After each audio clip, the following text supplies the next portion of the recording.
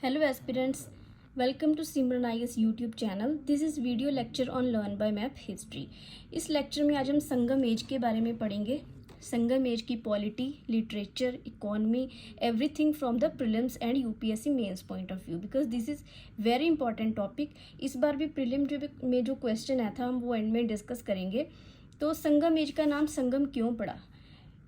ये जो time period है संगम एज का वो 300 सेंचुरी बीसी से लेके 300 सेंचुरी एडी लगभग 600 साल का पीरियड रहा.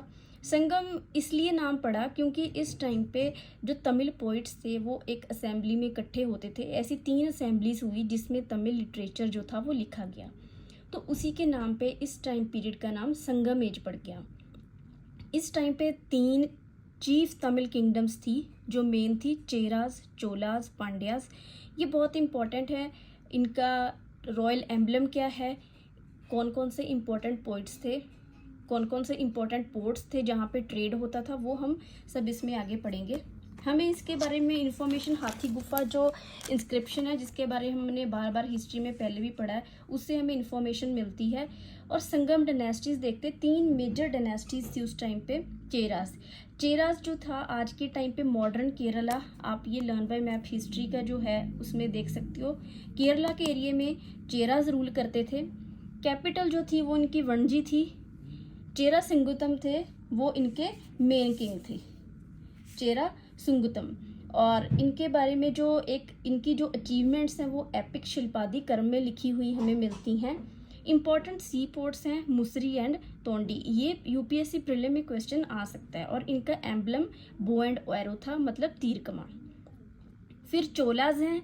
चोलाज देखिए मैप में पता चल रहा है आंध्र प्रदेश में थे, मॉडर्न आंध्र प्रदेश में. कैपिटल जो थी इनकी वो उरियूर थी, लेकिन बाद में ये उसको दूसरी जगह ले जाते हैं, शिफ्ट कर लेते हैं पुहार में.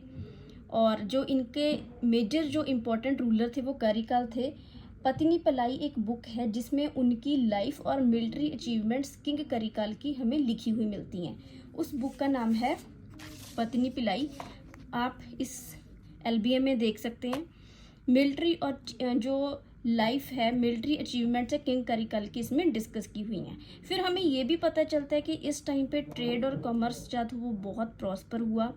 बहुत सारी इरिगेशन टैंक कावेरी रिवर जो रिवर है उसके पास कंस्ट्रक्ट किए गए. इसका मतलब है कि एग्रीकल्चर जो है वो उस टाइम पे फ्लोरिश कर रही होगी. अगर आपके पास इरिगेशन का प्रबंध है तो एग्रीकल्चर भी अपने आप से ही फ्लोरिश होती है. जो थर्ड इम्पॉर्टेंट डायनेस्टी है दैट इज़ पांड्यास. इनका जो था रॉयल एम्बलम काप था जिसे फिश बोलते हैं. और जो चोलास थे उनका टाइगर था. तो पांड्यास जो थे वो सदर्न रीजन ऑफ तमिलनाडु में रूल करते थे. और एक बुक है मदुरई कणजी. इसमें उस टाइम के सोशियो इकोनॉमिक कंडीशन जो थी पोर्ट की वो हमें देखने को मिलती है. पोर्ट कौन कौन से इंपॉर्टेंट हैं? मुजरिस है, कोराकई है, ये पोर्ट हैं. और जो मदुरई कणजी बुक है that is about Korkai port. ठीक है. और फिश जो था इनका रॉयल एम्बलम था वो हमने देख लिया. अब सोर्सेज कौन कौन से हैं जिससे हमें संगम एज का पता चलता है? सबसे पहले तो संगम लिटरेचर हो गया. सेकंड है ग्रीक ऑथर. हमने मेगास्थनीज के बारे में पढ़ा था कि उनकी बुक इंडिका है. इसी तरह प्लिनी थे. इन्होंने बताया कि कैसे साउथ इंडिया और वेस्ट जो था उस टाइम पे वेस्टर्न कंट्रीज थे, चाहे ग्रीक है चाहे रोमन है, उनके बीच में ट्रेड कॉन्टैक्ट्स थे. फिर अशोकन इंस्क्रिप्शन जब डिस्कस कर रहे थे तब भी बताया था कि चोला, चेरा और पांड्या जो है उस पर मैंशनड है. फिर आदिचनुलार है, वहाँ पे एक्सकेवेशंस हुई, वहाँ से आर्टिकल्स मिली जिससे संगम एज के लोगों की लाइफ के बारे में पता चला. Next is about Sangam literature. Important Sangam literature के बारे में हम पढ़ेंगे. हमें पता है कि 3 संगम हुए थे. कहाँ कहाँ पे हुए हम सबसे पहले देखते हैं. जो फर्स्ट संगम जो था वो हुआ था मदुरई में. उस टाइम का लिटरेरी वर्क अब हमें नहीं मिलता. सेकंड जो संगम था वो हुआ था कपड़ापुरम में. उस टाइम का जो एक ही हमें वर्क मिलता है दैट इज़ तोलकापियम. वो आज हमें सर्वाइवल कंडीशन में हमें मिलता है. थर्ड संगम फिर से मदुरई में हुआ. कुछ हमें वर्क जो है उस टाइम का मिलता है. नेक्स्ट है हम देखते तुलक्की पियम क्या है. जो तुलक्की पियम है उसको लिखा तुलाकी प्यार ने. ये ओल्डेस्ट हमें टेक्स्ट मिलता है. इसमें संस्कृत का इन्फ्लुएंस भी है। इसमें ये book is on Tamil grammar और सोशियो इकोनॉमिक कंडीशंस के बारे में भी हमें इंफॉर्मेशन मिलती है। फिर इटुगोई है, इसमें 8 एंथोलॉजीज़ हैं, 8 वर्क्स हैं इसमें। ये आप सबको यहाँ पे दिखाई दे रहे होंगे, हमें पता होना चाहिए। फिर आती है पट्टू पट्टू, इसमें 3 आइडल्स हैं। फिर कलिकानिक्कू है जिसमें बेसिकली 18 वर्क्स हैं मॉरल और एथिक्स को लेके। और इसमें जो मोस्ट इम्पॉर्टेंट है वो है थिरुवल्लुवर, जो एक पोइट थे, एक फिलोसोफर थे, उनकी लिखी हुई book Thirukkural. The next is शिल्पादिकर्मन, ये लिखी थी एलेंगो अडिगल ने। हमें पहले भी शिल्पादिकर्म के बारे में पढ़ा है जिसमें सिंगुतुवम का जिक्र हमने देखा था। ये स्टोरी, इसका जो अदर नेम है that is story of excellence. और इसकी जो चीफ करेक्टर है दैट इज कणगी। कणगी जो थी उसने पांड्या जो किंग थे जिन्होंने उसके हस्बैंड को मार दिया था, उसके लिए वो रिवेंज लेती है। तो इसमें शिल्पादिकर्मन में है। नेक्स्ट जो है वो मणिमेकालाई है, इसे सतनार ने लिखा था। और ये बुक जो है वो शिल्पादिकर्मन का ही सीक्वल है। और जो इम्पोर्टेंस है तमिल लिटरेचर की वो ये है कि इससे हमें लाइफ के बारे में, उस टाइम की जो भी हम एंशियंट हिस्ट्री है उस सब के बारे में हमें इंफॉर्मेशन मिलती है। नेक्स्ट हम जो देखते हैं दैट इज़ संगम सोसाइटी। संगम जो सोसाइटी है 5 फोल्ड डिवीजन लैंड की हुई थी उस टाइम पे। सबसे पहले देखिए कुरिंजी लैंड है जिसका मतलब है हिली ट्रैक यानी पहाड़ी एरिया। वहाँ पे मुरुगन की पूजा करते थे लोग, तो पहाड़ी एरिया वहाँ पे एग्रीकल्चर नहीं हो सकती, तो हंटिंग और हनी कलेक्शन का काम करते थे लोग। सेकंड मुलई है, इसका जो मतलब है पास्टोरल या फिर चरागाहें। जो यहाँ के गॉड थे, मेन डीटी थी वो थी मेयन और उसका अदर नेम इज़ विष्णु। तो पास्टोरल एरिया है तो डेफिनेट सी बात है कि कैटल रियरिंग होगी और डेयरी प्रोडक्ट्स बेचे जाएंगे। थर्ड जो लैंड डिवीजन है उसमें आता है मारुदम, एग्रीकल्चरल एरिया है तो यहाँ पे एग्रीकल्चर होगी।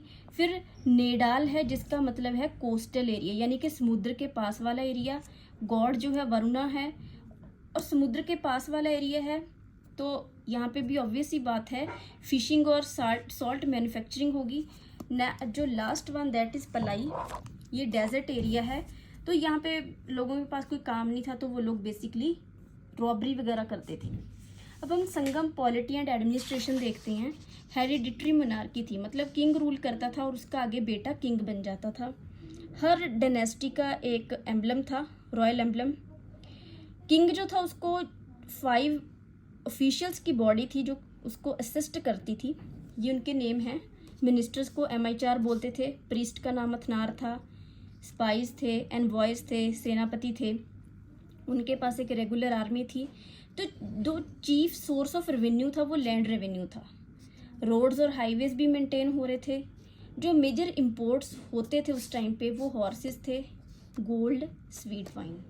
और जो इंडिया से या इन 3 जो डायनेस्टीज थी, एरियाज थे, किंगडम्स थी, उनसे जो चीज़ें मेजरली एक्सपोर्ट होती थी वो स्पाइसेस थे, cotton, pearls, precious stones and Ivory products. Economy में जो चीफ ऑक्यूपेशन एग्रीकल्चर था और कृष्णा तुंगभद्रा का एरिया था तो वहाँ पे पानी का अच्छा प्रबंध था। राइस मोस्ट कॉमन क्रॉप थी।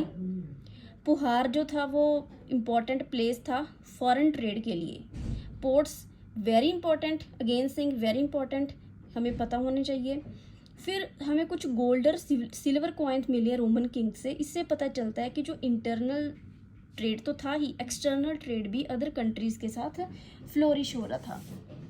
रिलीजन के बारे में हमने पढ़ लिया कि कौन कौन से मेजर जो गॉड्स थे, मुरुगन थे, मेयन थे, वंदन, वरुणान एंड कोरावाई।